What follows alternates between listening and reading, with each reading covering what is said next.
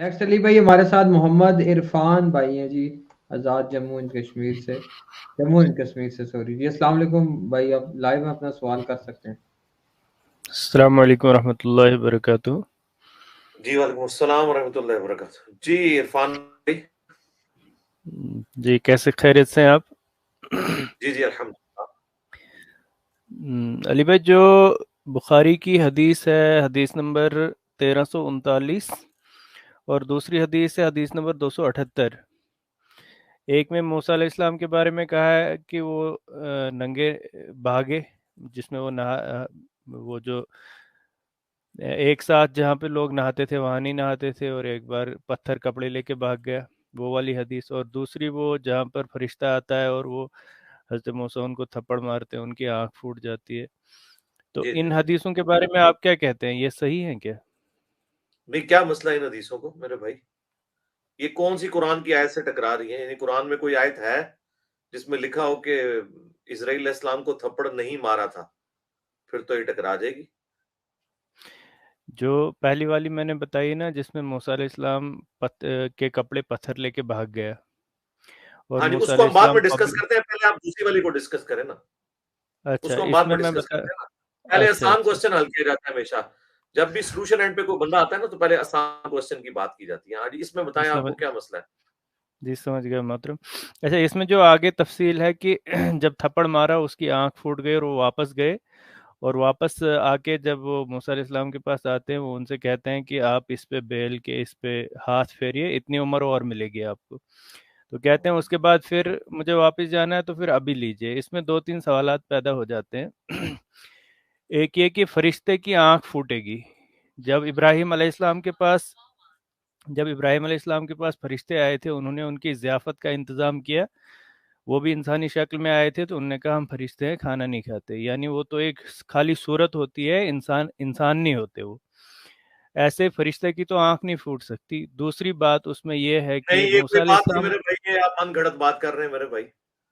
کیسی من گھڑت نہیں بات کر رہے ہیں؟ جتنا قرآن میں ہے اتنا ہی بیان کریں آپ۔ اس میں خود اس کلر میں خود آپ اس ڈھانچے میں رنگ نہ بھریں۔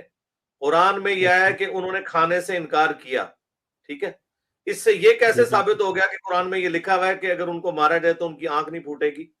جو شخص انسانی شکل میں آیا ہے تو انسانی معاملات تو اس کے ساتھ ہوں گے۔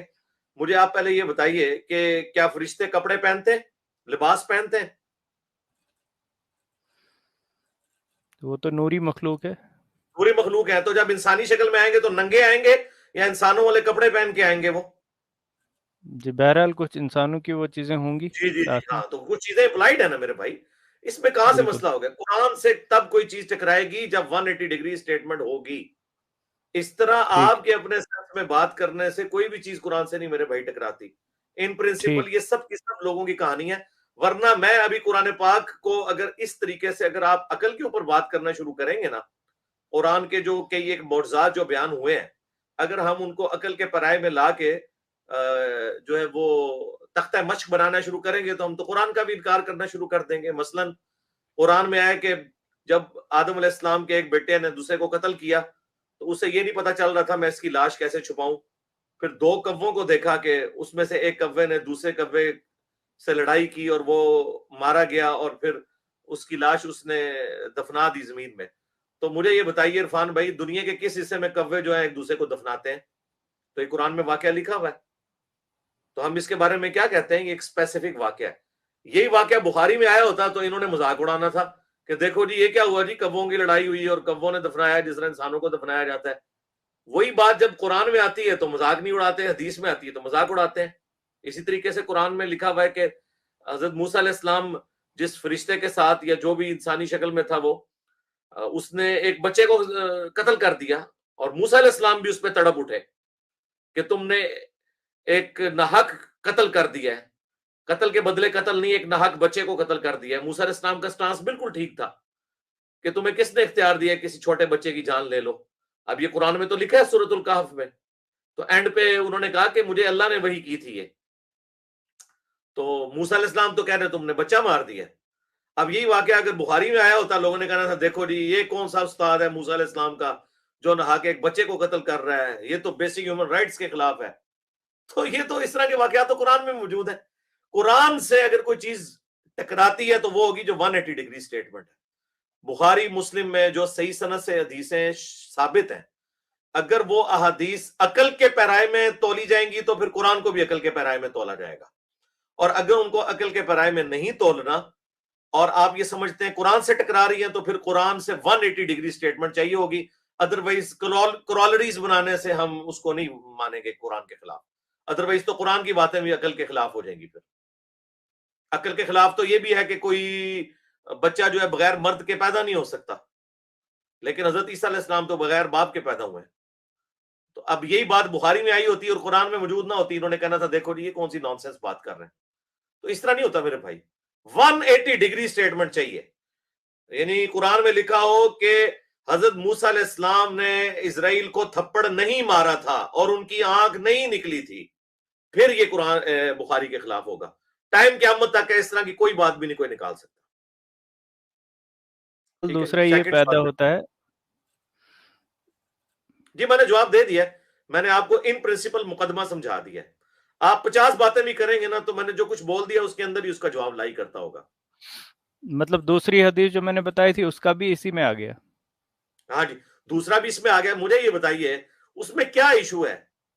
پتھر ٹھیک ہے، ہاں جی کپڑے لے کے بھاگ گیا تو اس میں کیا ایشو ہے؟ اب آپ کیا سمجھ رہے ہیں کہ موسیٰ علیہ السلام بالکل جو ہے وہ آج بھی ایک گاؤں ایریا میں آپ چلے جائیں تو نیچے ایک چھوٹا پجامہ پہن کے نہایا جاتا ہے، یہ نہیں ہے کہ وہ بالکل نیکڈ نہا رہے تھے۔ جی ٹھیک ہے، بس آپ نے کہہ دیا۔ ابھی پھر دوسری بات میں یہ کہنا چاہ رہا ہوں کہ حضرت عائشہ رضی اللہ تعالیٰ عنہ کی عمر کے حوالے سے جو مسئلہ ہے دنیا بھر میں چل رہا ہے، اس پہ طرح طرح کے سوالات ہیں، آپ نے بھی اس پہ گفتگو کی ہے، لیکن چونکہ اسماء الرجال ایک بنیاد ہے احادیث کو پرکھنے کی، اسماء الرجال سے ایک جگہ یہ چیز ثابت ہوتی ہے جو مشکات المصابیح ہے، اس میں جو اسماء الرجال کا جو چیزیں دی گئی مشکات ہے المصابیح پہ جو کچھ لکھا ہوا ہے میرے بھائی وہ سب بے سند بات لکھی ہوئی ہے، وہ مشکات المصابیح کا حصہ ہی نہیں ہے۔ اس کے اینڈ کے اوپر جو تعارف لکھے ہیں نا راویوں کے، فلاں فلاں وقت پیدا ہوا، فلاں وقت فوت ہوا، اس کے کوئی حوالے نہیں ہے، اس کو بنیاد بنا کے آگے کوئی کہانی نہیں کھڑی کی جا سکتی، وہ سب کی سب اسیسمنٹس ہیں۔ جی جو حضرت اسما کے بارے میں وہاں پر دیا گیا ہے، جی نہیں وہ سب دیکھیں، اس کی کوئی سند لکھی ہوئی ہے، انہوں نے کہیں کوئی سند لکھی ہوئی ہے کہ بھئی کس نے کس سے سنا، کس نے کس سے سنا، کوئی سند لکھی ہوئی ہے، کسی کتاب کا حوالہ لکھا ہوا ہے؟ تو اسی طرح اس کو چھوڑ دیں۔ دیکھیں قرآن اور حدیث میں جو چیزیں واضح ہیں نا وہ چیزیں واضح، بخاری مسلم دونوں میں حضرت عائشہ کی عمر آئی ہے اور امت ہمیشہ سے اس کو ایکسپٹ کرتی آئی ہے کہ یہ حضرت عائشہ سلام اللہ علیہا کی ایک خوبی ہے۔ اور اگر بقول غامدی صاحب کے یا کسی اور شخص کے جو کوئی اسلام کی خدمت کرنے کے لیے نکل پڑا ہے اور وہ کہتا ہے جی میں اس 9 سال کو 19 ثابت کروں گا، تو بھائی جس معاشرے میں آپ 9 کو 19 ثابت کر رہے ہیں پھر بھی 19 سال کی لڑکی کے ساتھ اس سے 3 گنا عمر کے مرد کی شادی کو بھی وہ معیوب سمجھتے ہیں۔ تو غامدی صاحب جتنا مرضی زور لگا لیں، جن کا منہ آپ بند کر رہے ہیں ان کا منہ تو پھر بھی نہیں بند ہونا۔ اینڈ رزلٹ تو یہ ہے کہ جب تک یہ 9 سال کو 49 ایئرز نہیں نہ کر لیا جاتا اس وقت تک منکرین حدیث یا جو اسلام کے خلاف بکواسیات کرنے والے ان کا منہ بند نہیں ہوگا۔ اور ادھر تو چلیں یہ منہ بند کر لیں گے جہاں پہ نبی الاسلام کی کثرت ازواج کا ذکر ہے، جو رسول اللہ کی خصوصیت آئی ہے قرآن کے اندر کہ نبی الاسلام ایک وقت میں 4 سے زیادہ عورتوں سے شادی کر سکتے ہیں۔ یہ بات تو وہ لوگ بھی مانتے ہیں جو حضرت عائشہ کی عمر کو کافروں کو خوش کرنے کے لیے 19 سال بنا رہے ہیں، مانتے تو وہ بھی ہے کہ حضور نے 11 شادیاں کی ہیں، تو انہیں کہیں کہ یار یہ 11 کو بھی کسی طریقے سے نا 4 بنا کے بتاؤ اور ٹائم قیامت تک ہے ذرا یہ بھی اسلام کی خدمت کر لو۔ وہ کہیں گے نہیں ادھر تو پاسبل نہیں، ہو تو قرآن میں خصوصیت آ گئی ہے۔ تو وہ قرآن بھی تو اعتراض کرتے ہیں کہ عام مرد کے لیے 4 شادیوں کی اجازت ہے اور تمہارے نبی نے 11 شادیاں کی ہیں، تو اب ان کو خوش کرنے کے لیے ہم قرآن کا بھی ٹیلر میڈ کرنا شروع کر دیں گے۔ اصل چیز ہے ان پرنسپل مقدمے کو سمجھا جائے۔ علی بھائی دونوں جگہ دلائل تھوڑے مختلف رہتے ہیں، جیسے حضرت عائشہ کی عمر کے حوالے سے جو 17 اور 19 کی بات ہوتی ہے تو کم از کم 2 اصول اس پہ یہ لاگو ہو جاتے ہیں نا، نکاح کی عمر اور بلوغت کا مسئلہ ختم ہو جاتا ہے، چاہے پھر کوئی یہ بھی یہ کہہ دے۔ نہیں ہوتا میرے بھائی، نہیں ہوتا۔ آپ یہ مسئلہ تب ختم ہوگا جب قرآن میں یہ لکھا ہوا ہو کہ 9 سال کی عمر میں عورت بالغہ نہیں ہوتی۔ سائنس مانتی ہے کہ 9 سال میں بھی ایکسٹرا آرڈنری کیس میں عورت بالغہ ہو سکتی ہے، یہ سائنٹیفکلی پروف ہے یہ چیز کہ 9 سال کی عمر میں پاسبلٹی ہے۔ آپ کے وہ ملینز میں کوئی ایک ہے تو آپ ملینز کہتے ہیں, میں کہتا ہوں جی ہماری ماں بلینز میں ایک ہے, اس کے ساتھ کی پاسبلٹی ہو سکتی ہے. بات یہ ہے. چلیے جزاک اللہ علی بھائی. ہاں ان پرنسپل بہت بات بہت کو شکریہ. سمجھے, ان پرنسپل.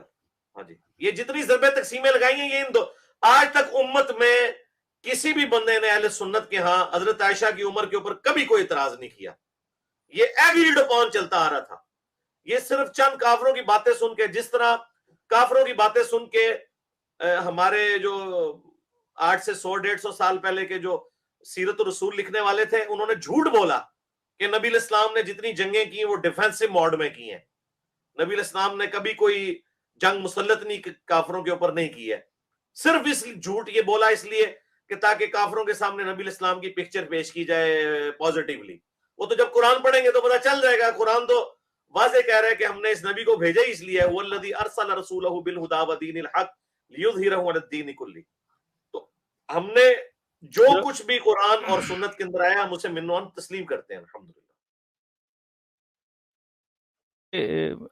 جو اسماء الرجال کا یہ ہوتا ہے نا علم, تو اس میں بھی سند ویسے ہی لکھی جاتی ہے جیسے کہ احادیث میں لکھی جی جاتی ہے. میں آپ کو ایک جملہ جب بولا عرفان بھائی کہ امت میں کسی نے انکار نہیں کیا, جی وہ کیا تو میں سمجھ پتی گیا بے کا شک. شوربہ اسماء الرجال کوئی امت سے لے کے ہے نا, یہ جتنے بیٹھ کے ضرب تقسیمیں لگا رہے ہیں یہ بتائیں کہ بخاری اور مسلم 1200 سال سے امت میں موجود ہیں. ان 1200 سال میں کسی ایک بڑے محدث نے بھی حضرت عائشہ کی عمر کا انکار کیا ہے؟ اس کے دفاع میں تو ضرور بات کی ہے, انکار کسی نے نہیں کیا. تو جن سے آپ اسماء الرجال لے کے ادھارا کھا رہے ہیں اور کلام کر رہے ہیں, وہ تو اس پہ کلام نہیں کر رہے ہیں. آپ کی تو اوقات ہی کوئی نہیں ہے کہ اسماء الرجال کے اوپر وہ چاند ایک اقوال لے کے تو اپنی تبازمائی کریں. جن سے آپ نقل کر رہے ہیں وہ تو یہ چیز نہیں کر رہے. سمجھ آئیے آپ کو بات کی؟ جی یہ آپ یہ جو ایک یہ بات کر رہے ہیں. جی یہ کتاب ایک لکھی ہے انہوں نے حبیب الرحمان صدیقی کاندھیلوی صاحب نے. ہاں جی, یہ انہوں نے محدث اس پہ کس صدی کے محدث ہیں؟ یہ 1991 میں شاید ان کا انتقال ہاں ہوا ہے, پاکستان کے ہی رہنے 1991 والے میں. ہیں. ہاں جی, وہ تو ہمارے چھوٹے بھائی بڑے بھائی ہوئے نا, ہمارے زمانے کے ہوئے نا. ہم نے بات جی کی جی ہے 1200 سال میں جو محدثین ہیں, ہمارے بڑے بھائیوں یا چھوٹے بھائیوں کی بات نہیں ہو رہی. آپ اس کے بارے میں کہیں کہ مطلب امام اہل مسلم سنت نے میں یہ تو نہیں کسی کہا نے اعتراض نہیں کیا. تو بس بات ختم ہوگی میرے بھائی. ٹھیک ہے, سوال کا جواب آپ کو مل گیا. یعنی جب اعتراض نہیں کیا تو جی بس جی ٹھیک ہے, بالکل. بات ختم ہوگی, ہم بات ہی ختم ہوگی. تو اس حوالے سے بات جی جی بالکل بات آپ کی بالکل درست ہے, ہم اس کو تسلیم کرتے ہیں. لیکن میں یہ کہنا چاہ رہا تھا اصل میں کہ چونکہ وہاں سے تو کسی نے سوال نہیں کیا, سوال تو بعد میں اٹھے اور یہ چیزیں ان پر جو بحثیں بھی ہوئی یہ بھی بعد میں بحثیں شروع ہوئی. تو یہ تو ممکن ہے نا کہ دونوں میں سے کوئی ایک چیز غلط بھی ہو سکتی ارے ہے. بھائی دونوں میں سے ایک تب ہونا جب دوسری رائے ایگزسٹ کرتی ہو, دوسری رائے ایگزسٹ ہی نہیں کرتی. آپ کیا سمجھتے ہیں کہ آج کا جو غیر مسلم ہے وہ زیادہ ہوشیار ہو گیا؟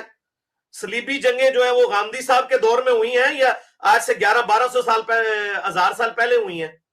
اس زمانے میں اسلام کے اوپر حملے نہیں ہوتے تھے, نبی الاسلام کی شخصیت کو ملائن نہیں کیا جاتا تھا.